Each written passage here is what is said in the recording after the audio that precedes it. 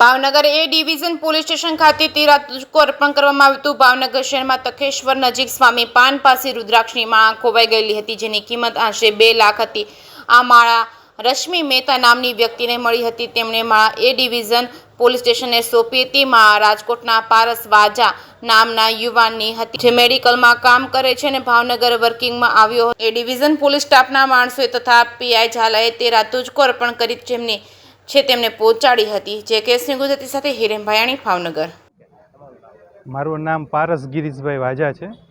હું રાજકોટ કેદારનાથ સોસાયટી શેરી નંબર 10 થી ટૂંકમાં કામ બાબતે MR લાઇનની કામ બાબતે દવા બાબતના કામ બાબતે ભાવનગર આવેલો હતો। એમાં સ્વામી પાને મેં પાન ખાવા ઊભો રહ્યો હતો, ત્યારે મારે સોનાની રુદ્રાક્ષની માળા પડી ગયેલ હતી। 15/5/2025ના રોજ 10:30 વાગ્યાની આજુબાજુમાં। આશરે આની 2 લાખની કિંમત છે અને આજે 20/5/2025ના બપોરના રોજ